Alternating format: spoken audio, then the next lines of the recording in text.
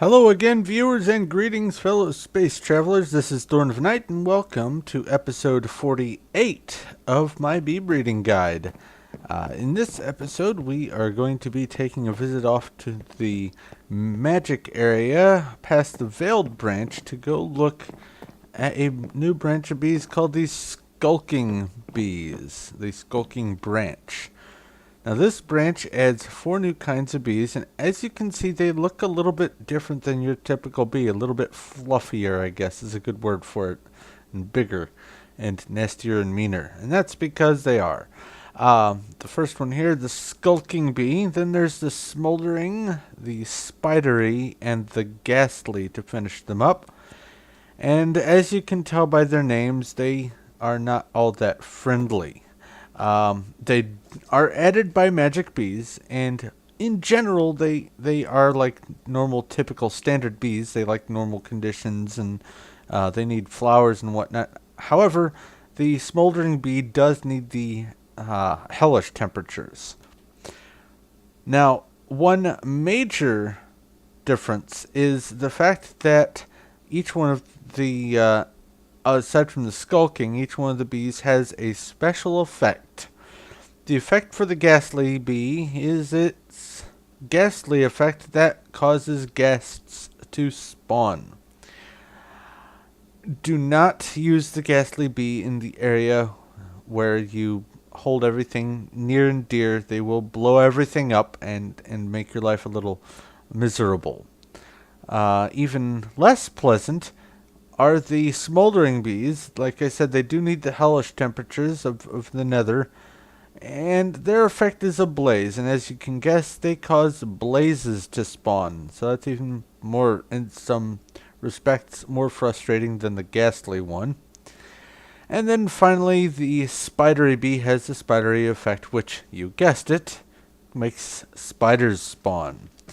Now, they do work a little bit faster than your average bee, and they can work at night, so that is one benefit to them. But another benefit is their output, and this is the reason why you're going to want to go after this line in the first place. Firstly, excuse me.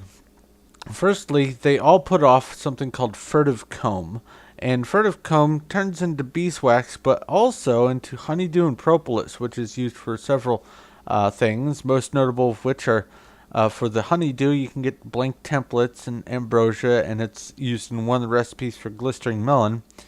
But the propolis here is also used for making the Apier's pipes, and also some slime balls if you're interested in getting some slime balls. But individually, the different bees do also put off some of their own special output. The smoldering bee puts off blaze rods and one of its own types of comb, the molten comb, which will give you some honey drops and some refractory wax, which, among other things, can be used to make some capsules.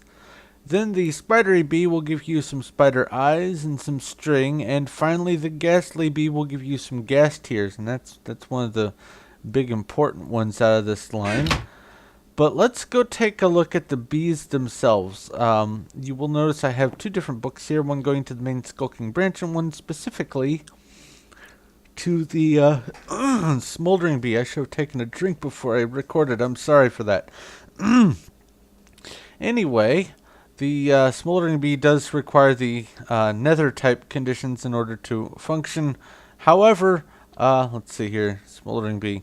It says nether for the hellish temperature for the temperature with no tolerances, but it also requires normal humidity for the humidity level, which the nether is arid. So this is one of the first bees that you're ever going to come across where you either have to do some genetic manipulation or you have to have an alveary with environmental controls. There is no way around that. There is no way to have a normal biome, a normal humidity biome with hellish temperatures, or a hellish temperature with normal humidity. There just isn't. There might be a mod that adds one that's not part of this pack, but just by default, there is not a way to do it. So you're going to have to do some a jiggery pokery to get the smoldering bee to work once you get that purebred. But let's go ahead and take a look at the skulking branch itself first.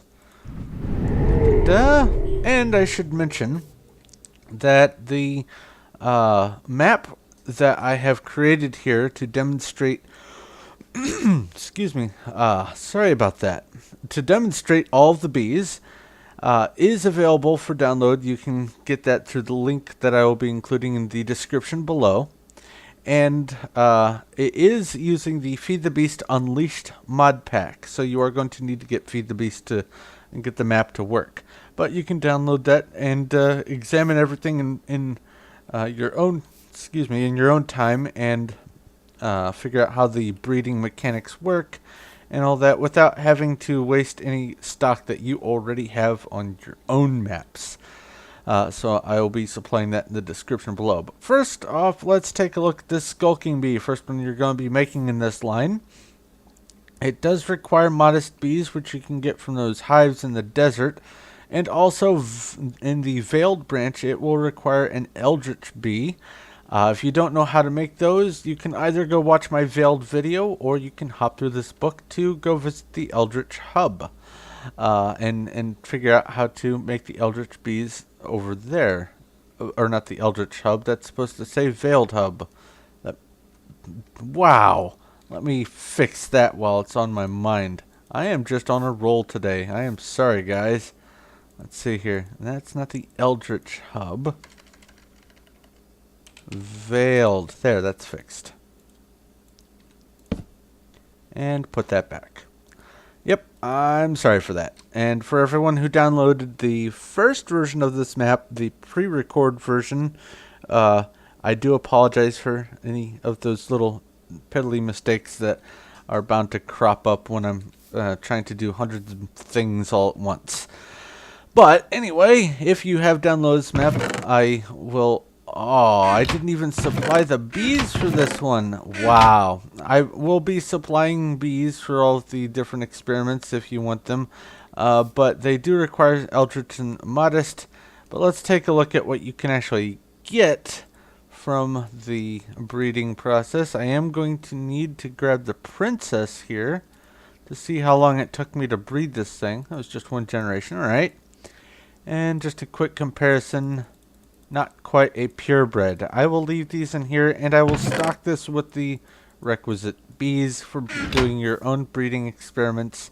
I do apologize for that. I've done that a few times now, apparently. But let's go ahead and take a look at what you can expect to get from purebred skulking bees from their productive cycle. First off will be the 2 drones that you can expect to get, and I think... No, that was just one drone there. The 2 drones are typical for purebred, and you can get a chance at the furtive comb. It's not a high chance, though. But a stack of that furtive comb will give you about a stack of beeswax, about 3/4 to a stack, roughly a half to or a quarter to a half stack of the honeydew, and about a 1/4 stack of the propolis.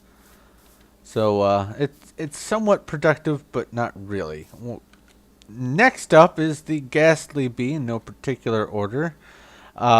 This requires you having done the skulking bee from over there, as well as the ethereal bee from the aware branch. Once again, you can go check out my aware video, or you can just hop through the book. And I did it again. Wow, I must have been falling asleep when I built this one. Let me go ahead and rename it. I'm sorry, guys. That's supposed to be aware. Wow. You get to watch me make all kinds of mistakes. Excellent. Aware. Say it with me. Oops. Anyway, I have supplied some bee stock for you to work with to do your own breeding experiments there. But let's go ahead and grab this drone and the princess. To see how long it took me to make this. 8 generations. Definitely not instant gratification there. Let's see here. But fairly close to a purebred. Not too far off. Alright. Some differences. That's breedable. You could whittle those out through some additional breeding. But let's look at what you can expect to get from purebreds. First off, this time it's only going to be one drone for the ghastly bees. And there's a chance at the furtive comb, but also some of those gas tears. And once again, the typical output you can expect to generally get from that furtive comb. Excuse me. Moving on to the spidery bee. It is going to require, once again, the skulking bee from over there, and also a tropical bee from those jungle hives that you find around, usually up in the trees in the jungle. Let's open the chest here and see if I actually left some bees for you. Yes, I did. So there's some stock for you to work with of those. But let's grab, this is the spidery bee. Let's grab this guy and the princess to check the age. Once again, that was an instant gratification, but it didn't take too terribly long. Oops, wrong one. Let's see what we can get from that. Not too close to a purebred. Now, that is one thing I should also mention. The spidery bee does have a larger area, the second largest area of territory for spawning its effect, which is, of course, making spiders appear. So do keep an eye out for that, and measure your area accordingly. But I'll leave those in there for you to look at, and let's go take a look at the output.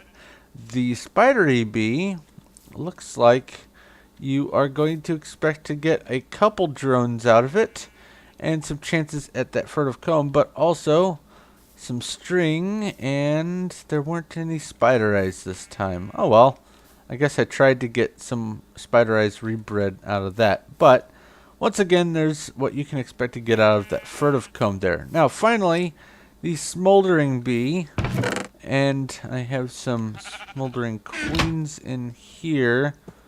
That I believe yes, I did some genetic manipulation to get them over here for the output. I used the acclimatizer and brought its tolerances down so that I could actually do this here. A nearby node spews forth something foul. I'm glad I'm in peaceful, because that would be a giant mob appearing out of nowhere. That's horrible. In this world, by the way, I do recommend playing in peaceful, because over there where that silverwood tree, that's where I did my thaumic branch of bees, and lots of flux and lots of V's and all that kind of stuff are just everywhere. So yeah, definitely playing peaceful on this. But I have the output here from an otherwise typical prince or a queen of the smoldering bee. You can expect to get 2 drones out of your efforts, some of that furtive comb, and a chance at that molten comb, and if I was lucky, some blaze rods, but I wasn't lucky. That's alright. I did not run a stack of the molten comb, so let's go ahead and put that in there and go take a look at the breeding experience for the smoldering bee. Hopefully I won't crash on this time either. Fingers crossed. Didn't crash. Excellent. And as you can see, there's really nothing here. But I have the recipe here for the smoldering bee. You are going to need the skulking bee like I have in the other chests back there, as well as some here for the stock for that. But you will also need some hateful bees from the abominable branch, and you can go visit that through the book, or you can go watch my abominable video. But let's take a look at what you can expect. Oh, it's the princess this time. Excellent. Just 1 generation. Okay, that's kind of rare actually. And it looks like I managed to get a purebred off of that 1 breeding session. That's neat. I'll leave these here for you to look at. Now this is a hell biome. This is in Mistcraft. I made a completely flat hell biome for several of the bee branches that I needed to work with. You can see some of those over there, but this is for the smoldering bee specifically. And let's go, hopefully go back to the Skulking Branch. Excellent, it did not crash. Let's see how this is coming along. Okay, it looks like you can expect to get about a stack of the refractory wax out of the molten comb, and notably less for the honey drops. I do apologize for not having this whole branch done. I guess I was falling asleep when I was doing it. I do apologize for that, but generally, that's pretty much the information you're going to be needing for this. Now, some of the bees in this do go on to get used in 2 more branches, the fleshy and the thermic branch. So, you're not done using these bees just yet. It's probably going to be the skulking and I think the ghastly for that. But other than that, that's pretty much all there is to cover about this branch of bees. So, thank you very much for watching. I hope in my own haphazard way I did manage to answer any questions you may have had. But if there are any questions or comments or suggestions, please feel free to leave them in the comment section below. And if you feel like doing so, please feel free to chide me for not having everything fully prepared before recording this episode. I'm sorry for that. But if you do like this video, please feel free to give it a like. I appreciate that. And if you haven't already, go ahead and subscribe so you know when my future stuff comes out. But this is where I'm going to have to go ahead and wrap up. So thank you once again for watching. This is Thorn of Night, and I will talk to you later.